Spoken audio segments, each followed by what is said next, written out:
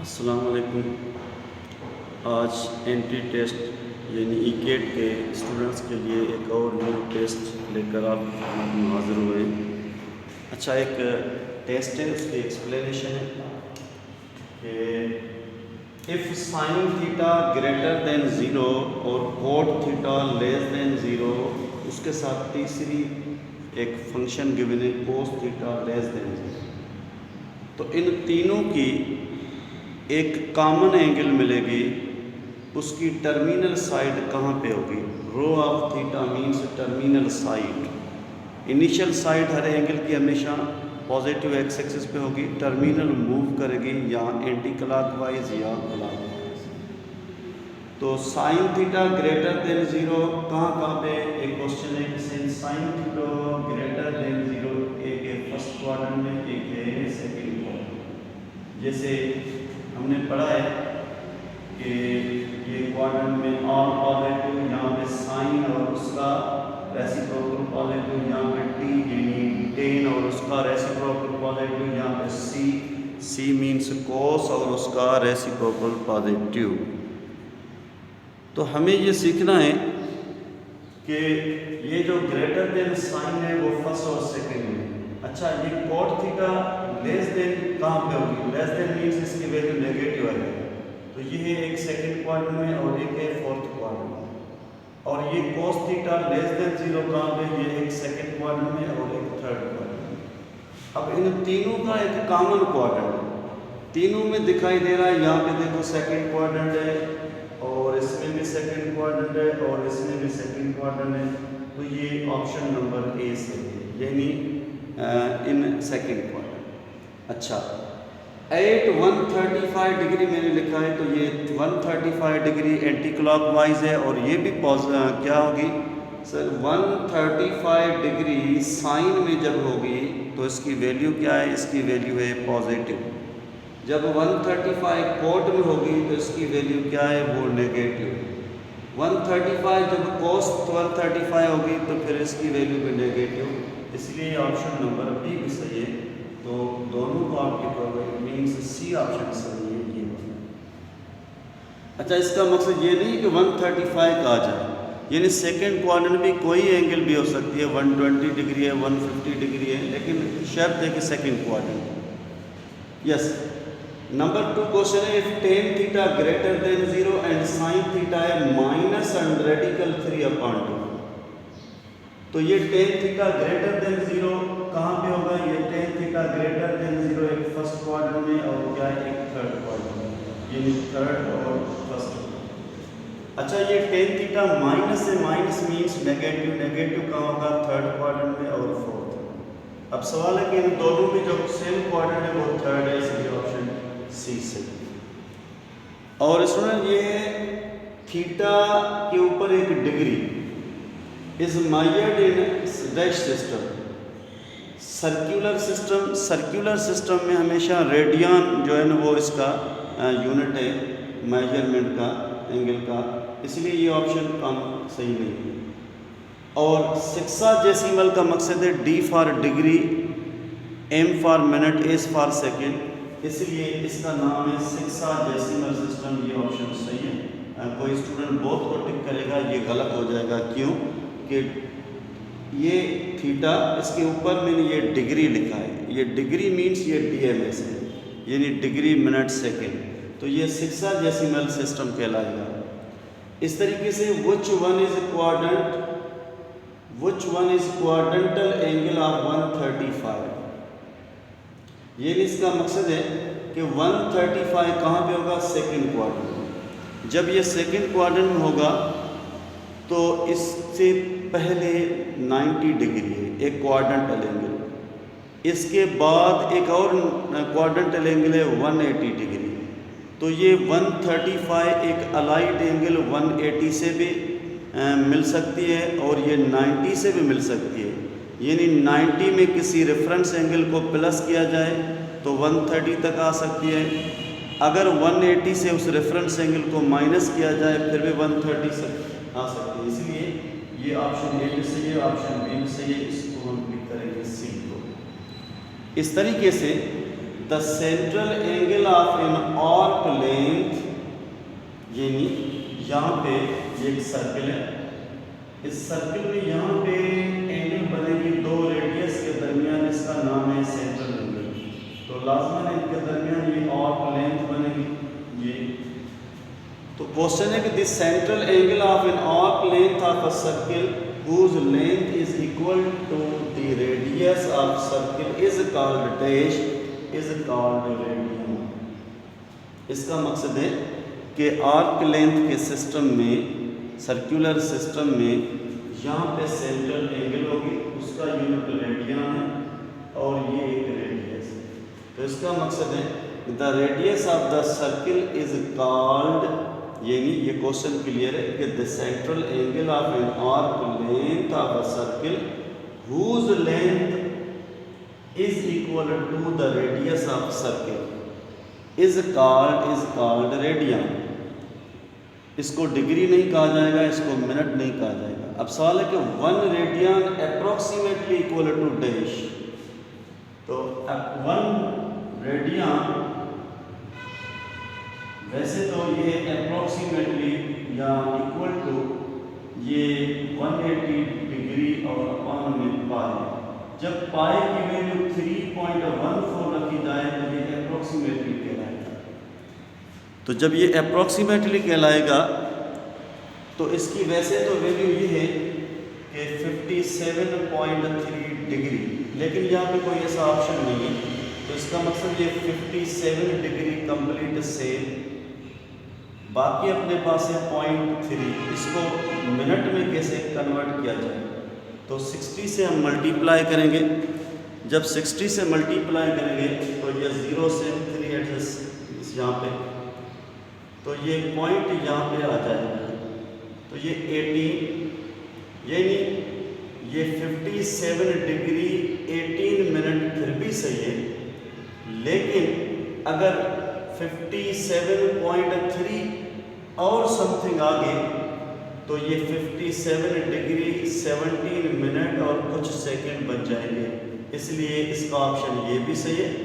अगर कल पेपर में ये ऑप्शन आ जाए कि 57.3 डिग्री फिर भी सही है, अगर ये ऑप्शन आ जाए कि 57 डिग्री 18 मिनट, तो DMS के 0 और इसके ऊपर ये 2 डैश, ये DMS रूल है, इसलिए ऑप्शन नंबर बी सही है।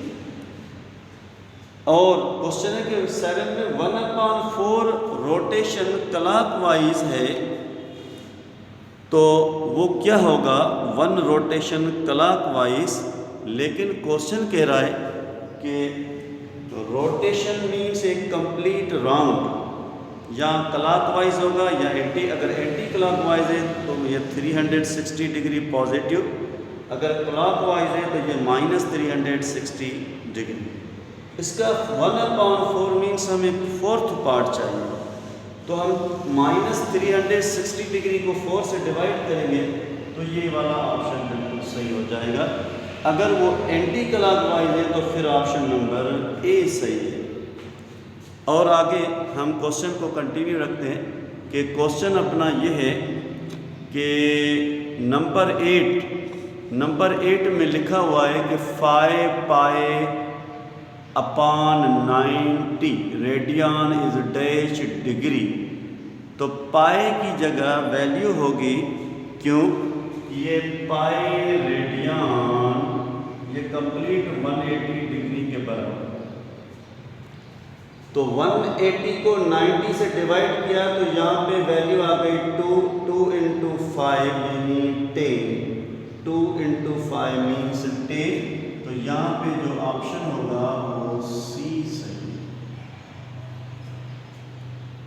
इस तरीके से आगे question 1800 degree is dash radian. तो इसका मकसद ये है कि अपने पास ये है 1800 और 1 डिग्री का मकसद क्या है कि पाई अपान 180। तो ये 0 में कैंसिल हो गए और 18 की टेबल 1 टाइम यहाँ पे 1 और 0 यानी 10 पाई रेडियन। ये ऑप्शन नंबर ये बी है, ए फिर बी फिर सी। और इसी तरीके से क्वेश्चन नंबर 10 80 डिग्री डैश, ये ऑप्शन ही आपको इंस्ट्रक्शन दे रहा है कि 80 डिग्री इक्वल टू डैश। क्या डैश? रेडियन भी हो सकता है, कोई और भी हो सकता है क्वेश्चन का ऑप्शन। तो यहाँ ये लिखा हुआ है 4 पाई अपॉन 9 रेडियन के बराबर। तो हम इसको चेक कर सकते हैं कि पाई रेडियन इसकी वैल्यू है 180 डिग्री डिवाइड बाय 9। तो 9 1 9, यहाँ पे 20 टाइम। अगर 20 को 4 से डिवाइड किया जाए 80, इसका मकसद ऑप्शन नंबर ए तो बिल्कुल सही है। और आगे बी ऑप्शन कह रहा है कि 2 upon 9th part of X Y plane. तो इसका मकसद है कि अपने पास ये जो 80 हो same 1 degree, it means 1 degree equal to 1 upon 360th part of plane. 0 0 में कैंसिल, 8 पे 4 की टेबल 2 टाइम और यहाँ पे 9 4 की टेबल। तो 2 upon 9th part of X Y plane is 80 degree. Yes, ये भी ऑप्शन सही है। इसलिए क्लियर हो गया कि इन दोनों में ऑप्शन ए बी दोनों सही है। सी को हम टिक करेंगे। और 11 नंबर क्वेश्चन है which one is true? 1 radian less than 1 degree, 1 radian greater than 1 degree, या 1 रेडियन इक्वल टू 1 डिग्री।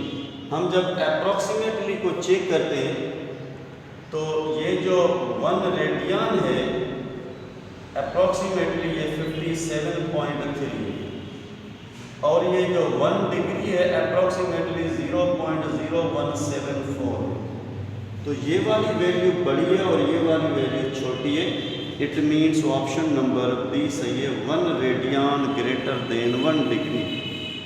और इसको हम कभी कभी अप्रॉक्सीमेटली भी कह सकते हैं। अच्छा, कोस स्क्वायर हाफ एंगल यानी θ/2 plus sine square half angle, लेकिन इन दोनों में ये एंगल सेम है। तो ये एक आइडेंटिटी है ट्रिग्नोमेट्री की, फंडामेंटल आइडेंटिटी।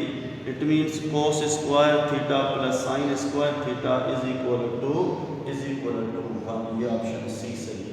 इसका मकसद ये नहीं है कि 1/2, क्योंकि यहाँ पे 2 है इसलिए 1/2, यहाँ पे 3 है इसलिए 1/3। नो, क्योंकि ये कंप्लीट एक एंगल है और वही सेम एंगल यहाँ पे है, तो ये इक्वल टू 1 है। और 13 क्वेश्चन कह रहा है sec theta upon cosec theta. तो सेक थीटा रेसिप्रोकल है 1/cos, और ये जो कोसेक थीटा है वो रेसिप्रोकल है 1/sin थीटा। जब इसको हम इस तरीके से रेसिप्रोकल करेंगे तो ये साइन थीटा चला जाएगा बिल्कुल न्यूमरेटर, और अपॉन में ये कॉस थीटा डिनोमिनेटर। अब क्लियर हो गया, साइन थीटा और अपॉन में cos theta, it means tan theta के बराबर है। इसका ऑप्शन नंबर बी सही। और 14 नंबर क्वेश्चन में, अच्छा इसका जो 14 नंबर क्वेश्चन है वो कह रहा है कि साइन स्क्वायर 5a, जैसे यहाँ पे अगर मैं थीटा लिखूँ या अल्फ़ा लिखूँ या बीटा लिखूँ, ये एक एंगल का नाम है लेकिन अननोन एंगल सपोज। तो ये मैंने लिखा है sine square 5a cos square 5a। इसका मकसद ये 5a एंगल है।